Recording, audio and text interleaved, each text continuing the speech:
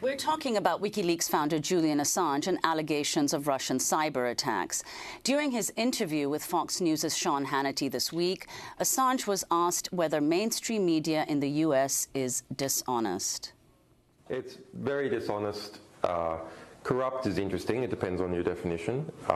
If you look at what we published in the pedestrian... If they're colluding with Hillary, that's not corrupt. It's ethical corruption. They're not identifying it to their audiences. They claim that they're objective journalists. It's ethically corrupt.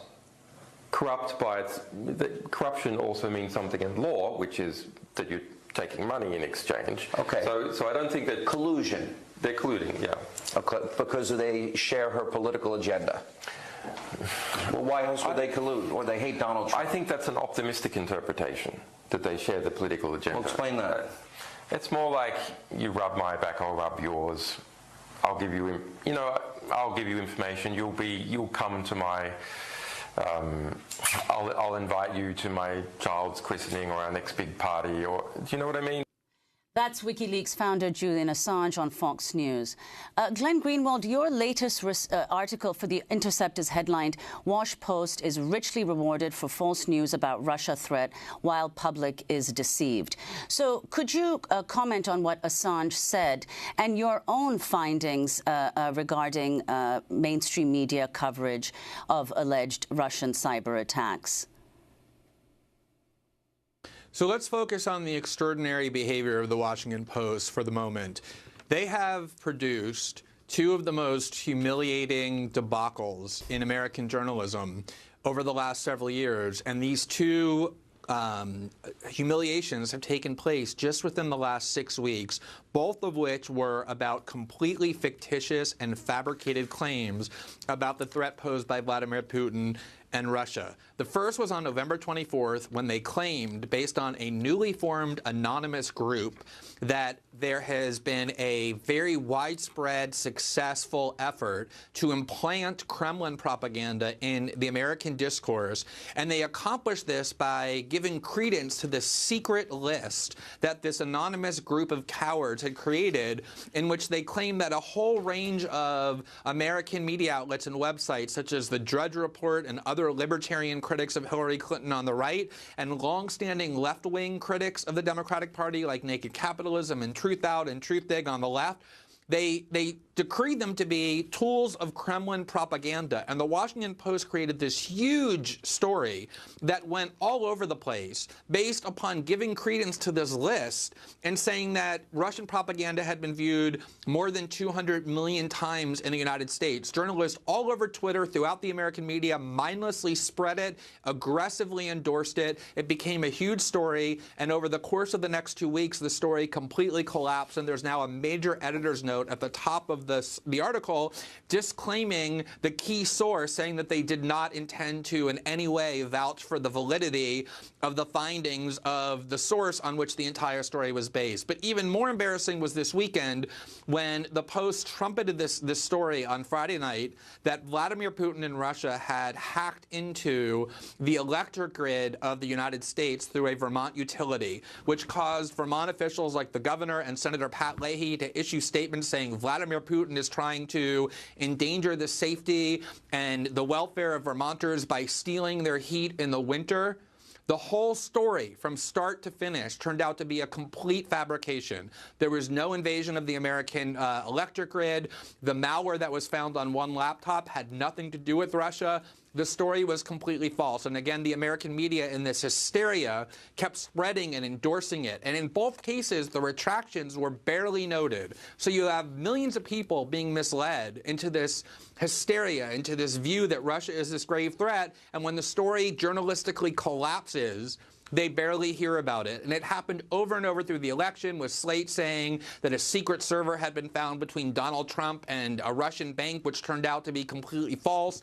The Post aired allegations that Putin had poisoned Hillary Clinton on the day that she collapsed.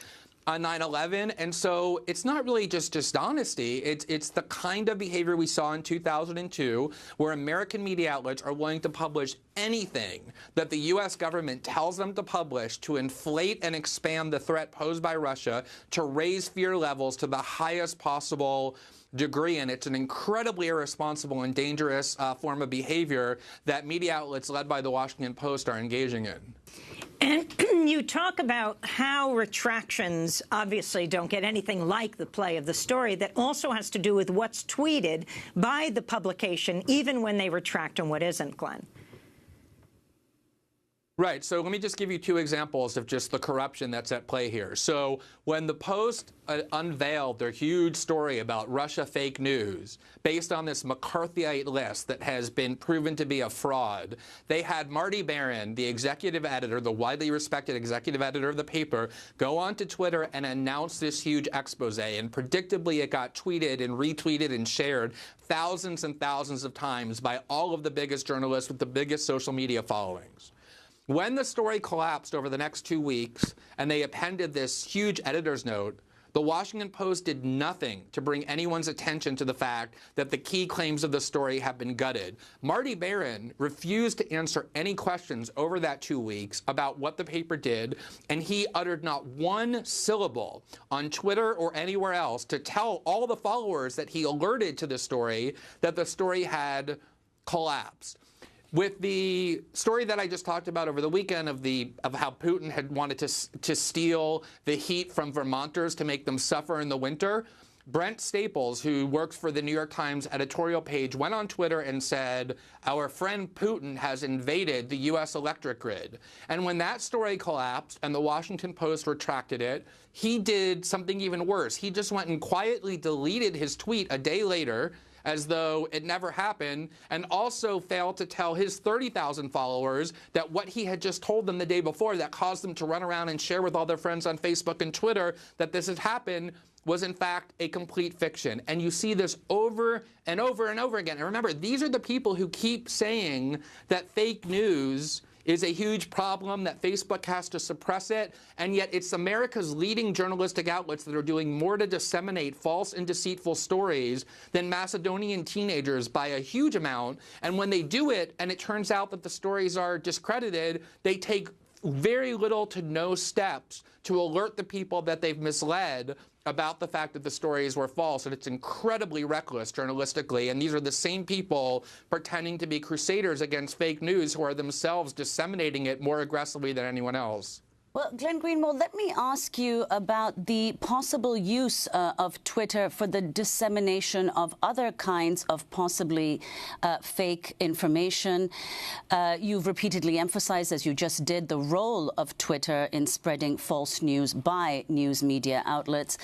But this may be the first time in global history that a head of state, and that too of the most powerful state in the world, seems likely to use precisely this medium as one of his principal modes of communication. Do you think there are similar risks involved with official pronouncement conveyed through Twitter, as you say and have explained are with journalistic use of this medium? So I think there are two sides to this. One is there's a potential virtue to having politicians be able to communicate directly to their constituents and the people they represent without having to be mediated by American media outlets, especially ones that have proven to be untrustworthy. So in some sense, I actually think it's positive under the right circumstances for a political leader, not Donald Trump, but just for political officials generally, to have a means to communicate directly to the people who they're supposed to be representing and who can then hear feedback back from those people. I mean, in theory, that would be a good model.